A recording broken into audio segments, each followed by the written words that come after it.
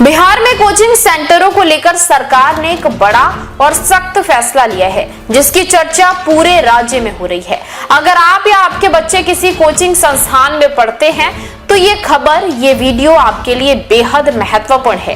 राज्य सरकार का कहना है कि शिक्षा सिर्फ परीक्षा पास करने का जरिया नहीं, बल्कि छात्रों का भविष्य बनाने का माध्यम है।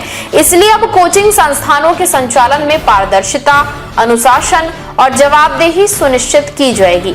सरकार का मानना है कि छात्रों के हितों को सर्वोच्च प्राथमिकता देते हुए शिक्षा व्यवस्था को और अधिक व्यवस्थित बनाना जरूरी है।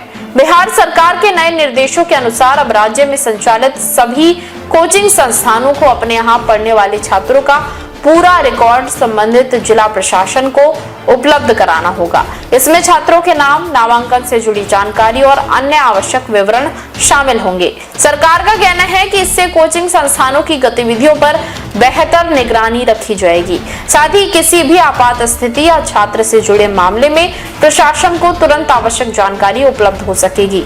माना जा रहा है कि ये कदम शिक्षा क्षेत्र में पारदर्शिता बढ़ाने और फर्जीवाड़े पर रोक लगाने की दिशा में अहम साबित हो सकता है।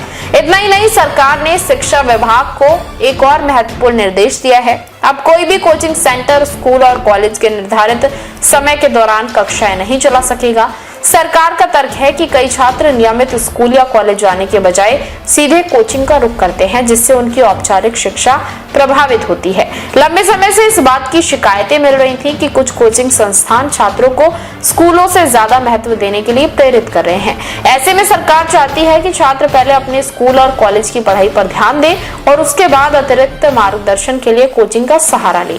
ये फैसला ऐसे समय में आया है जब बिहार में कोचिंग संस्थानों की भूमिका और उनकी कार्य प्रणाली को लेकर लगातार बहस चल रही है। वहीं हाल ही में चर्चित शिक्षकों खान सर और रोशन सर के बीच हुए विवाद ने भी शिक्षा व्यवस्था और कोचिंग संस्कृति को लेकर सवाल खड़े किए हैं। सोशल मीडिया पर दोनों पक्षों के समर्थकों के बीच लंबी बहस देखने को मिल रही है और मामला सिर्फ दो शिक्षकों तक सीमित नहीं, बल्कि पूरे कोचिंग सिस्टम पर चर्चा शुरू हो गई है। इसी पृष्ठभूमि में सरकार का ये कदम और भी महत्वपूर्ण माना जा रहा है। विशेषज्ञों का मानना है कि अगर इन नियमों को प्रभावी ढंग से लागू किया जाए तो इससे छात्रों की नियमित पढ़ाई को बढ़ावा मिलेगा और शिक्षा व्यवस्था में बेहतर संतुलन स्थापित हो पाएगा। हालांकि कोचिंग संस्थानों के लिए ये नियम नई चुनौतियां भी लेकर आ सकता है।